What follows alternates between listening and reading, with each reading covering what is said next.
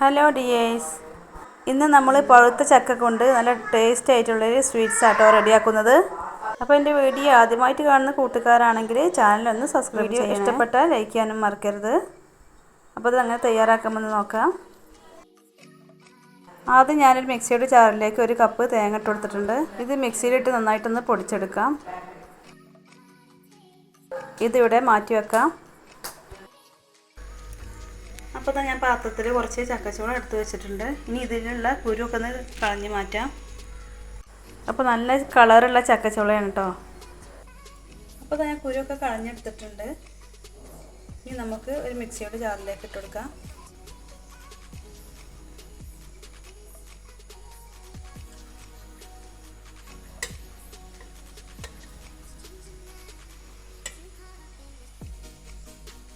ഇനി ഇത് നന്നായിട്ട് തന്നെ ഒന്ന് അരച്ചെടുക്കണം. അപ്പോൾ അരച്ചെടുക്കാൻ ആവശ്യത്തിനുള്ള വെള്ളം ഒഴിച്ചെടുക്കാം. ഒരുപാട് വെള്ളം ഒഴിച്ചെടുക്കണ്ട, ഇത് അരഞ്ഞ് കിട്ടാൻ മാത്രമുള്ള വെള്ളം ഒഴിച്ചാൽ മതി. ഇനി ഇത് നമുക്ക് അടിച്ചെടുക്കാം.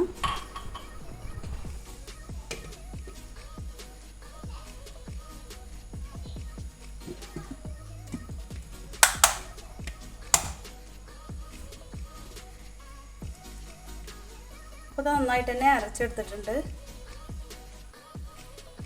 ഇനി ഇതൊരു അടി കട്ടിയുള്ള പാത്രത്തിലേക്ക് ഒഴിച്ചെടുക്കാം.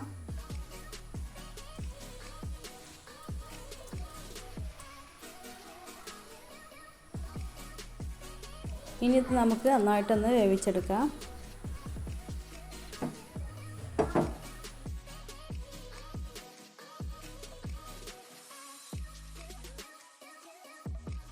അപ്പോൾ ഇത് നന്നായിട്ട് തന്നെ തിളച്ച് വന്നിട്ടുണ്ട് കേട്ടോ. ഇനി നമുക്ക് ഇതിലേക്ക് ആവശ്യത്തിനുള്ള പഞ്ചസാര ഇട്ട് കൊടുക്കാം.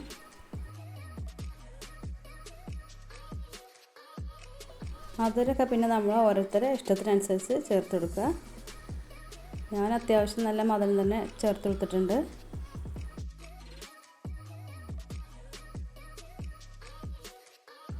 ഇനി നന്നായിട്ട് തന്നെ കുറുക്കിയെടുക്കുക.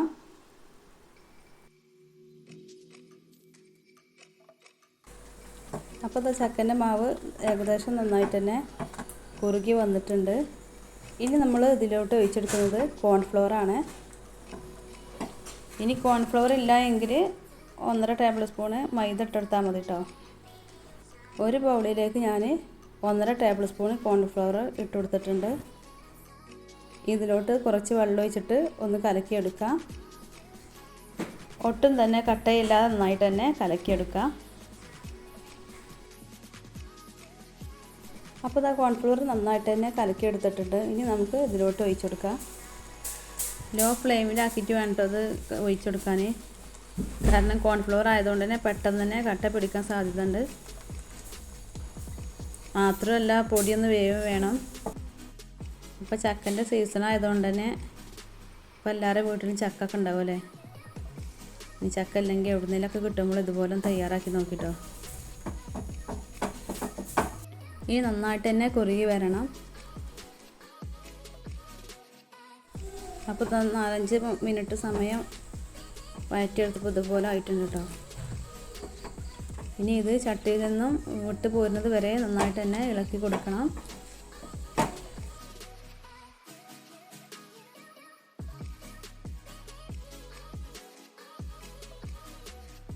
ഇനി ഇതിലേക്ക് 1/2 ടീസ്പൂൺ ഏലക്കായ പൊടിച്ചതും കൂടെ ചേർത്ത് കൊടുക്കാം.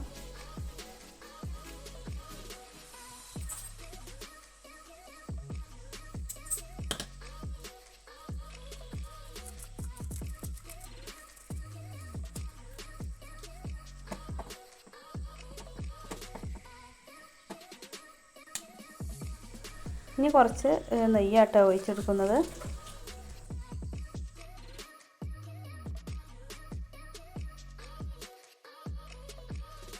ഇനി കുറച്ച് സമയം കൂടെ ഇളക്കി കൊടുക്കാം.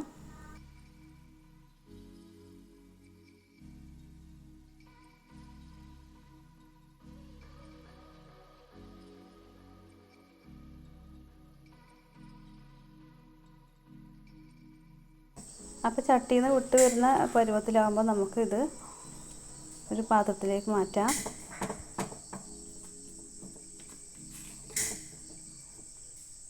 അപ്പോൾ ഞാനിവിടെ ഒരു ഗ്ലാസ് ബൗൾ എടുത്ത് വെച്ചിട്ടുണ്ട്. ഇനി ഇതിൽ കുറച്ച് നെയ്യൊന്ന് ബ്രഷ് ചെയ്തെടുക്കാം. അടിഭാഗം ഒട്ടിപ്പിടിക്കാതിരിക്കാൻ വേണ്ടിയിട്ടാട്ടോ.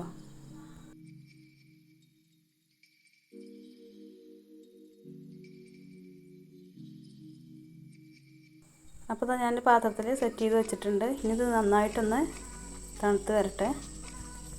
ഇനി ഇത് നന്നായിട്ട് തന്നെ ലെവൽ ചെയ്തെടുക്കാം.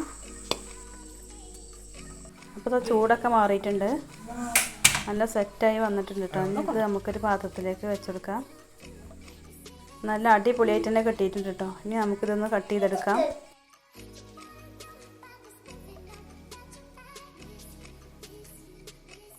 ഇനി ഇത് നമ്മൾ നേരത്തെ പൊടിച്ചെടുത്ത തേങ്ങയിലിട്ടൊന്ന് കോട്ട് ചെയ്തെടുക്കാം. ഇത് നിർബന്ധമുള്ള കാര്യമൊന്നുമല്ല കേട്ടോ, വേണമെങ്കിൽ അങ്ങനെ ചെയ്ത് നോക്കാം. അപ്പോൾ ചക്ക കൊണ്ട് നല്ല അടിപൊളിയായിട്ടുള്ള സ്വീറ്റ്സ് റെഡി ആയിട്ടുണ്ട്. ഇഷ്ടപ്പെട്ടാൽ ലൈക്ക് ചെയ്യാൻ മറക്കരുത്. മറ്റൊരു വീഡിയോയിൽ കാണാം. Okay, thank you.